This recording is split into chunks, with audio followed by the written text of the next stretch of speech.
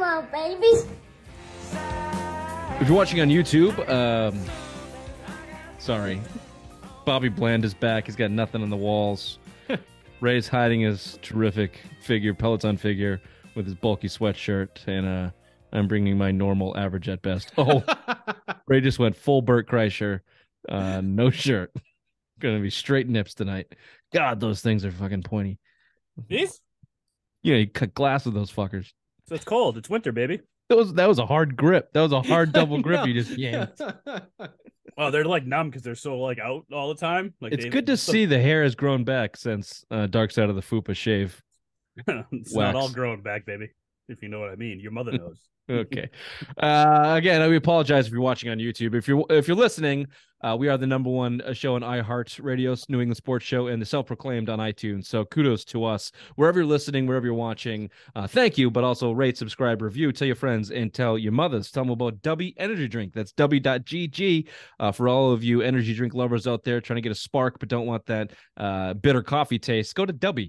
They got shakes, they got smoothies, they got your classic energy drink, they got gummies, whatever you're looking for. W is what you want to do, and go to type in promo code Simple Minds for 15% off all your orders. W.GG.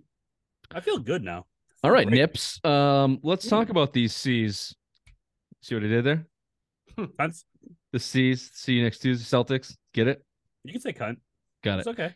Okay. You had the loss to the Knicks, 109-94. You had the 28-point lead, blown lead against the Nets, going down 115-95. Then you come back, losing double overtime to the Knicks again, 131-129. And then that Cavs, you had a 14-point lead. They were in control of that Cavs overtime game the whole time, and inevitably lose 118-114. Of course, that's the game where $20 million Grant Williams blows two free throws with 0.8 seconds left. I'll make both of them. Watch. Tie ball game. Watch. Tells Donovan Mitchell, I'll make both. Bricks both. Who was he trying to convince? Himself? Who says that? I mean, look, I'll say this for Grant Williams. He fell out of the rotation. He obviously has hit a major slump, not playing up to his potential, clearly, whether that's because he got in his own head, he talks too much, whatever. There's a lot of problems with Grant Williams. But the two games that I watched, that Cavs game and the Knicks game before, he was playing well. He was clearly trying to get his confidence back. He hit some threes. He was rebounding. He was trying hard. All that was there. And it felt like the trajectory was up. And God damn it, if he hit one of those free throws, we're having a different conversation. But he didn't. And the Celtics didn't close in those other games, and they didn't close. It's been their biggest Achilles heel. We talked about the biggest concerns that we had for them last week. Championship medal, being able to close, and your superstars being able to take control. Those are still major, major question marks. And, I don't know what they're going to have to prove themselves this playoff run to convince anybody they're not. The one guy that certainly has it in spades is Donovan goddamn Mitchell. They should have traded what they needed to trade to get that guy, because that fucking guy has balls the size of Kentucky. So I don't know. What do you guys think? How worried are you about this latest lull from the Celtics? One thing is that in that Cleveland game, Tatum didn't play. Neither did Al Horford or fucking Glass, Gordon 2.0, and Robert Williams. So that's a good thing. They kept it close with the team that they always have problems with in the East. So that's fine. The problem I have is that, Grant Williams, is he's turning into Marcus Smart, how we always thought that, Mr. Longevity of the Celtics and all that is just being like a cancer in the locker room. Is Grant Williams doing that now because he wants all this big payday? Is he starting to be that another guy that's chirping, like getting on the Jays' nerves? That's what I'm wondering. I think it's all coaching. I hate Missoula. Bobby fucking hates Missoula. I think it's all that. I mean, come on. Like, literally, they haven't done anything but play one way the whole year. And now at this point where everybody's trying to tighten their shit up, they're getting figured out. And now he's starting to coach. That's kind of what's happening. I don't think the players even listen to him. I don't think they respect him. I think they may like him as a dude, but I don't know if they respect him as a coach. Yeah, or they don't trust him, or there's just not enough, like you said, continuity or experience. This is really the first hardship the team has taken the entire year. They've had a couple bad spells, but they've bounced out of it. Joe Mazzulla certainly has to be on the list of question marks. Obviously, of course, he hasn't proven anything. And you can see a change in the way in what he's doing. You know, he had gotten so much shit for not calling timeouts early in the year. Now he's blowing the whistle every fucking 5 seconds. Yeah, like, was he not calling timeouts because he didn't have a play to run? He had nothing to think of. Now he feels like he has to do it because he's been called out. Oh, he's been criticized over sports Yeah, media. Well, I mean, not- he's feeling like he has to do it. Yeah. He's had failures of not calling timeout. So I guess you could criticize him for that, or you could say he's making adjustments. Not that the adjustments are necessarily working. He was calling timeout left and right in that Cavs game as they blew the 14-point lead again and didn't help. I will say this, and to your point, Ray, on the Grant Williams thing, Mazzulla benched Grant Williams. So I guess the question is, like, how far will he run up a guy like on the roster? He's not going to do that to Tatum or Brown, obviously. Mm-mm. Where does it stop? Rob Williams, does he Rob get Williams. in his face? Yep. I think Al Horford, the Jays, and Marcus Smart are all safe. Well, Al Horford's perfect. There's no reason to get up his ass. Exactly. Yeah, Oh, it I'm wouldn't just saying, be, and, just in case, maybe he's fucking someone's wife on the roster, so How you dare never know. you, Raymond? How You dare never know you? nowadays now with the Celtics team. I think Brogdon, the way that he plays, is safe, and I think Derek White's probably safe too. The Yeah, biggest I think the question Time mark. Lord's the perfect one to get on constantly.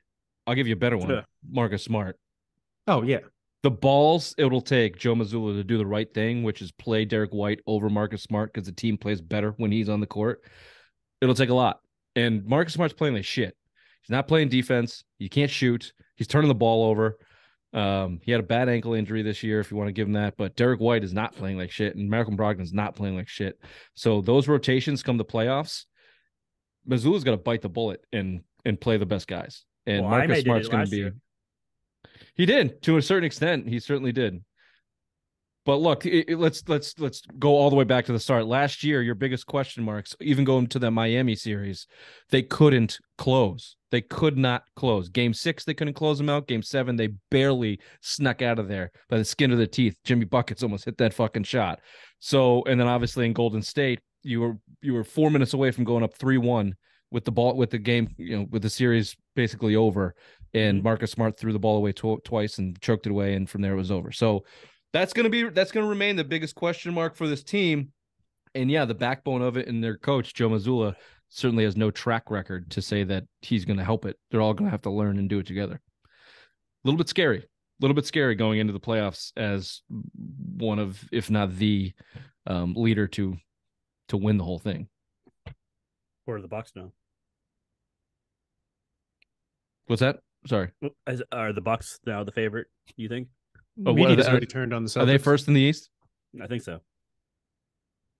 I don't remember. Who do you got in a series? Bucks or Celtics right now? Who do you take? Right now? Bucks. I still got the Celtics. Yeah, I probably Right go now. Celtics. Right now. With the rosters at hand. Or are you saying everyone's healthy? No, whatever. Either way, I take the Celtics. You know why? We just went Why? over it. The Celtics' biggest, their biggest weakness is their mental game, and they have a mental strength over the Bucks. They mentally believe they can beat them. They believe they can stop Giannis, and they believe they can shoot. And Well, they got the honest fucking killer in Mr. Al Horford. they're gonna say Grant Williams. No, fuck that guy. But Grant Williams is about to walk into Milwaukee and earn that $20 million. I God. almost emailed Jack as a surprise guest for today just so we could shit all over Grant I Williams. almost told you to do that too. Damn it. Damn it. Great minds think alike, baby. Imagine that. Jack Simone from the void of his black vagina and you with your shirt off just shitting on Grant Williams for 20 minutes. That's a that'd been segment, awesome. Ray. Come on. Trust your gut next time. Can I give you a Billy Bum stat that he shared Yes, with man. us in the text chain? Yes, This man. is to your point, Bobby, of we're just playing the same way, which is another, I think, going to be a killer fault of theirs if they do inevitably end up losing and bowing out early. In that last game against the Cavs, I think it was. Yep. The last loss they had. The Celtics had 89 shots. 83 of them were either from 3-point distance or in the paint. So the mid-range game is completely out of. It's not that just the Celtics. It's completely out of the NBA because of the nerds. Goddamn Rockets started that. And look, when the Celtics hit, they're unbeatable. When they don't have a different way to win the game. And that different way to win the game should be Jason Tatum. But we've gone over this many times before. He is more of a symptom of the system and being able to execute to, an elite level within a system. He's clear. He's not shown me that he's the guy that can go get you a bucket when everything looks like shit. He still hasn't done that consistently enough for me. Nope. Don't you think you're going to have to win a championship? Yeah, because you are a superstar. You need to have that Kobe killer instinct in you, and that is your protege. That's the guy you idolize growing up. And why don't you just start playing like that guy? Yeah. Why don't you just be one of the top 5 players Yeah, why of all can't time? you just be Kobe Bryant? No, I mean like the mid range. Kobe was deadly from the mid range. He drove and he had a mid range. He really didn't shoot threes too much. No, so that's No, it's what a I'm different saying. era I'm of saying, basketball. like, Yeah, obviously of top course. 5 guy, but I'm just saying. No, look, this is I've been shouting this from the rooftops for years for Jason Tatum. He doesn't understand how to find his spot to easily get a shot on the court. Everything he does offensively seems extra. It seems like a lot of motion. Those long fucking limbs of his are swaying about even when he goes. He doesn't to the really lane. have a spot. He doesn't have like a signature move. That sidestep 3 was a signature move from his, but even that, your percentage on that is pretty low, and I think he understood that, so he's going to the lane more. But when you have to Allen Iverson yourself to get open every time with 3 or 4 or 5 dribbles and a crossover and beat this guy and beat 2 guys, it's tough to do that all the time. Kobe Bryant would get the ball on the block, turn around and shoot it when he needed to, and that's what the best guys do. Has he never seen Hakeem Olajuwon tape before? I mean, Jesus Christ, we should just send him that. Dream shake, baby, dream shake. Best post move ever. It looks better with the shirt off too, because look at these shoulders swing. I will give one more. I will end this on a note of positivity for Jason Tatum. Or maybe you can take this as not positive. When he goes up against superstars, like he went up against Dame Lillard the other night, dude shows out. He at least puts up numbers. 30, 11, and 8 the other night against the Blazers. When he goes up against superstars, Tatum shows out. He's been putting up points, though.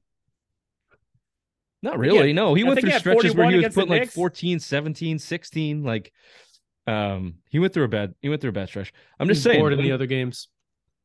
When he goes up against superstars, he comes to play, and generally it's usually a close game because of it. Just gotta learn to close. Speaking of close, no close. Emperor with no close. Raymond, tits out.